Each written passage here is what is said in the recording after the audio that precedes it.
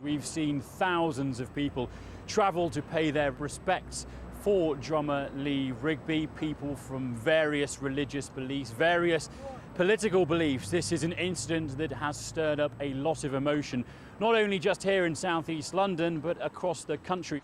Well, details are slowly emerging here in southwest London, but what we do know is that the police arrived here just after 9 o'clock last night on Thetford Road in New Malden after receiving a 999 call. When they arrived, detectives found the bodies of 3 young children. Police say then a 43-year-old woman was arrested and taken into custody. It was previously reported that that was a man, but I can now confirm it was a 43-year-old woman arrested in connection with those deaths. And we have a statement from the police saying the following. In a recent report, it topped the list of Europe's most expensive streets, with an annual rental cost of £838 per square foot, beating the Bahnhofstrasse in Zurich and the Champs-Élysées in Paris. And this is the amount of space you'll get for your £838 a year. Doesn't look a lot, does it? But for retailers, it's a small price to pay in order to get their flagship store on one of Europe's most exclusive streets. It's here at Scotland Yard that the national investigation has been led, with 3 separate strands to the inquiry. Firstly, claims against Savile. Then secondly, claims involving Savile and others. And then finally, claims involving others not linked with Savile's offences.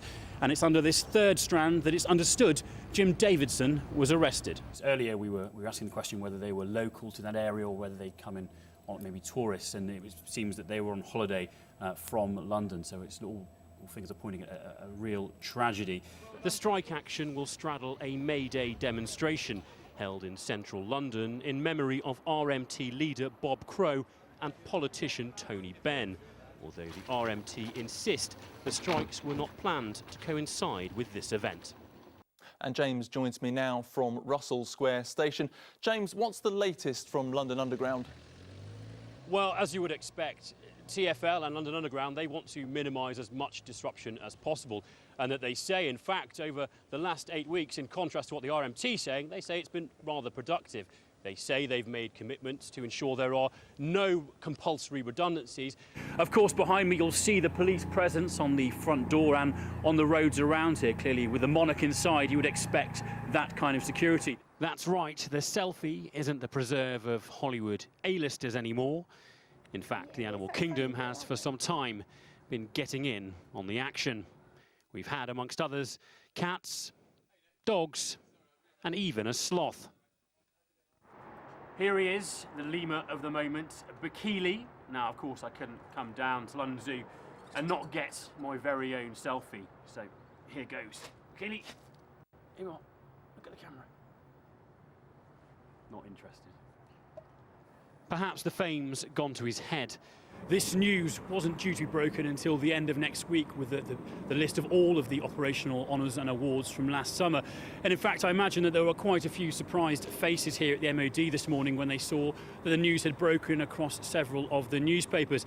So therefore, the details are fairly sparse. What we do know is that Corporal Ashworth has been awarded the VC for actions that took place whilst he was on patrol in the Nari Siraj district of Helmand province in June last year. To be honest, I'm no expert, but when you see firefighters wearing life jackets, it usually means the signs aren't good. From droughts and heat waves through to downpours and floods. The crop has just stayed saturated in the ground and not been able to grow properly.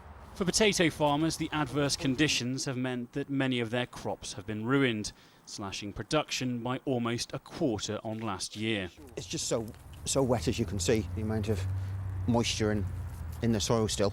In this vehicle next to me is the Kandak commander. He's currently on the radio coordinating his warriors as they push forward. At the moment, the British troops are sat on this high ground, overlooking them, waiting for a gap to develop before they follow on behind. What started off as a search and rescue operation is now into the recovery phase, although within the last few minutes we have seen some activity outside the house which suggests that maybe a body has been removed. It's been reported that they thought that were possibly a military operation going on to come and rescue these hostages. But I must say that throughout today I've seen no evidence to support the fact that any British troops were involved.